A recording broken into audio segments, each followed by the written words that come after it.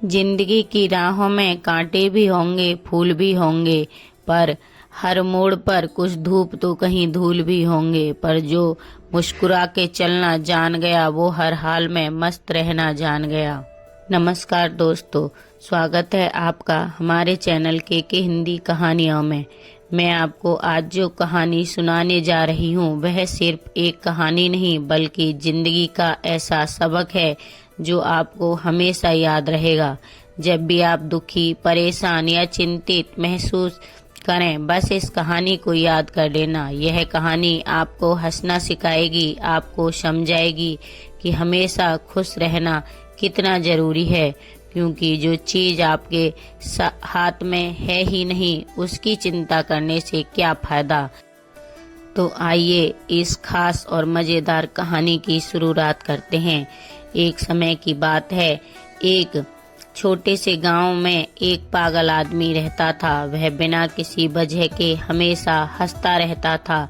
चाहे कोई उससे कुछ भी कहे, उसका मजाक उड़ाए, गाली दे या बेइज्जती करे, वह बस हंसता ही रहता। गांव के लोग उसे देखकर हैरान रहते थे। कुछ उसे पागल समझते थे और कुछ मानते थे कि वह कोई बड़ा ज्ञानी है जिसने जीवन का कोई गहरा रहस्य समझ लिया है।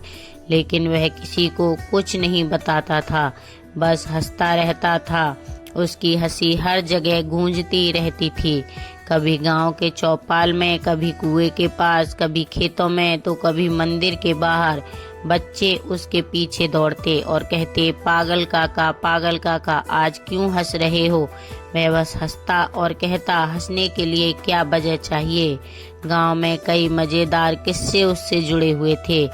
एक बार एक औरत गुस्से में उसे डांटने लगी, अरे तुझे शर्म नहीं आती, हर समय हंसता रहता है, क्या दुनिया में तुझे कोई दुख नहीं। उसने फिर मुस्कुराते हुआ कहा, अगर दुख से कोई फायदा हो तो बताओ, मैं भी दुखी हो जाऊं। गांव के लोग कभी कभी उसकी बातों को मजाक समझते, लेकिन कभी कभी उसकी सीधी सादी बातें गहरी सीख भी दे जाती। एक दिन जब गांव के आसपास का मौसम कुछ अलग सा लग रहा था, तो गांव में एक साधु महात्मा का आगमन हुआ। यह साधु महात्मा अपने झोले में बहुत सारी पूजा पाठ की सामग्री, मूर्तियां और कुछ खाने पीने की चीजें लेकर गांव की ओर बढ़ रहे थे। उनका नाम था स्वामी भास्कर, और गांव वाले पहले तो उन्हें बड़े आदर से देखने लगे, क्योंकि साधु महात्मा का आना हमेशा से एक शुभ संकेत माना जाता था। स्वामी भास्कर नदी के किनारे से गुजर रहे थे जब अचानक उनका झोला नदी में गिर पड़ा। झोले से उनके सारे सामान, मूर्तियां, पूजा की सामग्री और खाने पीने के सामान नदी में बह गए। स्वामी भास्कर बहुत चिंतित हो उठे और तुरंत अपने सामान की तलाश में लग गए, परंतु पानी की तेज धाराओं ने उनके सामान को बहुत दूर ले जाकर बखेर दिया था। गांव वाले तुरंत ही स्वामी भास्कर के पास पहुंचे और उनकी मदद करने की कोशिश करने लगे, परंतु जितनी भी कोशिश की गई, कोई भी सामान नहीं मिला। ऐसे में स्वामी भास्कर परेशान और गुस्से में लगने लगे।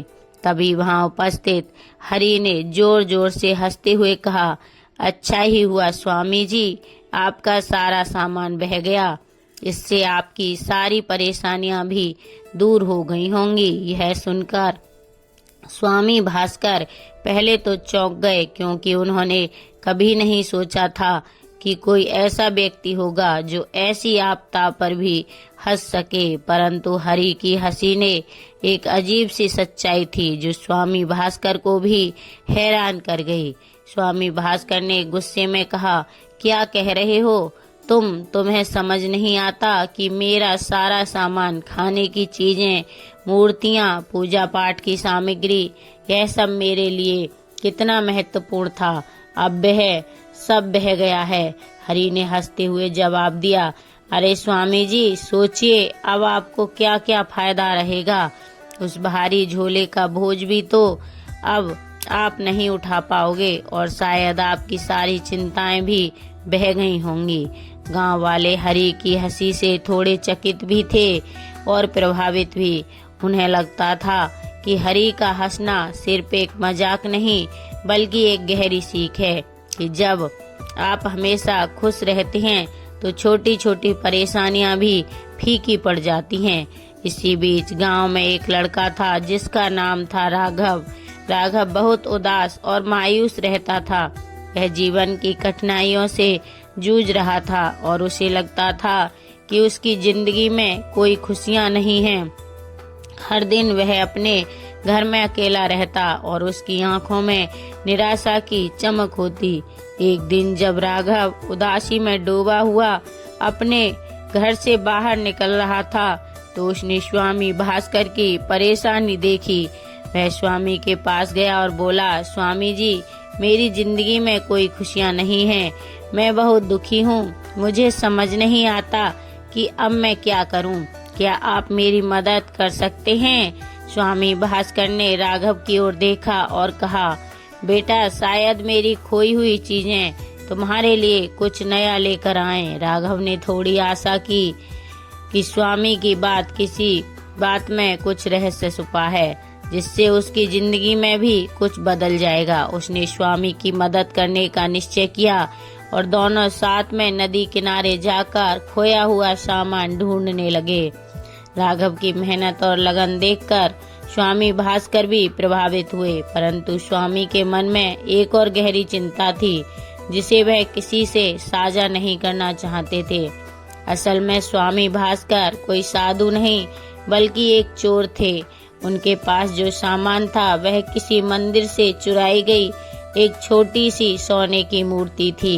मूर्ति इतनी कीमती थी कि उसे लेकर वह बहुत चिंतित थे और उसे पाने के लिए वह नदी के पास से गुजर रहे थे। राघव और स्वामी भास्कर दिन रात मेहनत करते रहे, परंतु नदी की तेज धाराओं ने स्वामी का सामान बिखेर दिया था।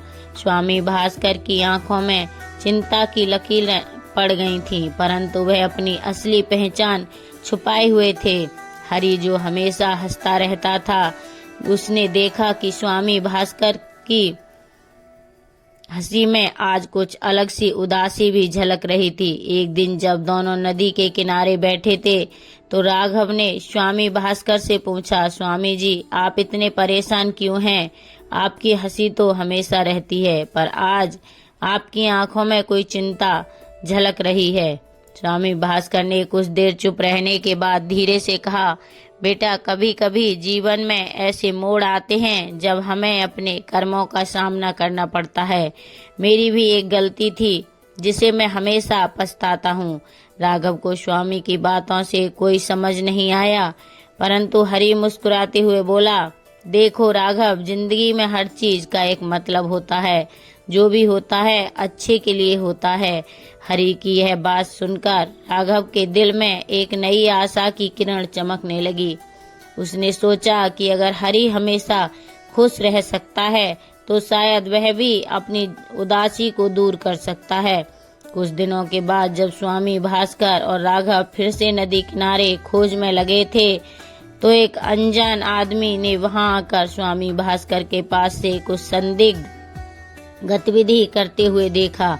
वही दिन था जब गांव में पुलिस का आगमन हुआ। पुलिस ने स्वामी भास्कर की शंकाजनक हरकत पर नजर रखी थी। राघव उस दिन भी स्वामी के साथ था। तभी पुलिस ने घोषणा की, स्वामी भास्कर, आपको पकड़ लिया जाए। स्वामी भास्कर घबराते हुए कहने लगे, मैं क्या करूँगा? राघव चुपचाप देखता रहा। हरि ने अपनी हमेशा की मुस्कान बनाए रखी, जैसे कि वह किसी बड़े खेल का हिस्सा हो। पुलिस ने स्वामी भास्कर से पूछताछ की, क्या आपको पता है कि आप मंदिर से चोरी करने के आरोप में खड़े हैं? स्वामी भास्कर डर के मारे कुछ पल के लिए चुप रह गए, परंतु फिर उन्होंने धीरे से स्वीकार कर लिया कि हाँ, वह मंदिर से सोने की मूर्ति चुराने आए थे और वह उसी मूर्ति को पाने की कोशिश कर रहे थे। इस बात से सबके होश उड़ गए। राघव, जो पहले से ही उदास था, अचानक खुश हो उठा क्योंकि उसे लगा कि अब सब कुछ साफ हो गया है। हरि ने मुस्कुराते हुए कहा, देखा, जो होता है अच्छे के लिए होता है। पुलिस ने स्वामी भास्कर को गिरफ्तार कर लिया और उसकी चोरी का मामला दर्ज कर लिया गया था। साथ ही चोरी की गई मूर्ति भी मिल गई, जो बाद में राघव को प्राप्त हुई। पुलिस ने राघव की ईमानदारी और मदद की सराहना करते हुए उसे इनाम दिया। स्वामी भास्कर की गिरफ्तारी के बाद गांव में एक नई खुशी और उत्साह का माहौल बन गया। राघव ने जो इनाम पाया, उससे वह अपनी जिंदगी में कुछ नया करने का संकल्प लिया। उसे यह महसूस हुआ कि जीवन में कभी कभी परेशानियां भी हमारे लिए कुछ सीख लेकर आती हैं। हरी, जो हमेशा हंसता रहता था, उसने राघव से कहा, देखो बेटा, जिंदगी में हमेशा खुश रहना चाहिए। जब हम अपने अंदर की शक्ति और सकारात्मकता को पहचान लेते हैं तो कोई भी परेशानी हमें हिला नहीं सकती। राघव ने हरी की बातों को दिल से लगा लिया। उसने अपने जीवन में एक नई शुरुआत की और धीरे धीरे उसकी उदासी गायब हो गई। गांव वाले भी अब उसे एक नए नजरिए से देखने लगे। राघव ने अपनी मेहनत और लगन से अपने सपनों को साकार करना शुरू कर दिया। इस कहानी से हमें यह सीख मिलती है कि खुश रहना एक विकल्प है। चाहे परिस्थितियां कितनी भी कठिन क्यों न हो, अपने अंदर की ऊर्जा और सकारात्मकता को पहचान कर हमेशा खुश रहना चाहिए। सही कर्मों का फल जरूर मिलता है। स्वामी भास्कर का मामला साबित करता है कि गलत कर्मों का अंत हमेशा होता है, चाहे वे कितने भी चतुर क्यों न हो। समय अपने आप सही रास्ता दिखा देता है। जब आपके पास कुछ भी नहीं होता, तब भी चिंता करने का कोई मतलब नहीं है, क्योंकि प्रकृति किसी न किसी दिन आपकी मदद जरूर करती है। दोस्तों, याद रखिए, हमेशा खुश रहो। यह केवल एक नारा नहीं, बल्कि जीवन जीने का तरीका है। अपने अंदर की सकारात्मक ऊर्जा को जगाइए और हर पल को एक नई उम्मीद के साथ जिएं, क्योंकि अंत में यही खुशियां हैं जो आपके जीवन को सार्थक बनाती हैं। प्रिय दर्शकों, यह कहानी आपको कैसी लगी, हमें कमेंट कर जरूर बताएं। अगर यह कहानी आपको पसंद आई हो तो इसे लाइक करें और शेयर करें, और हमारे चैनल पर अगर नए हैं तो हमारे चैनल को सब्सक्राइब करें। Thank you.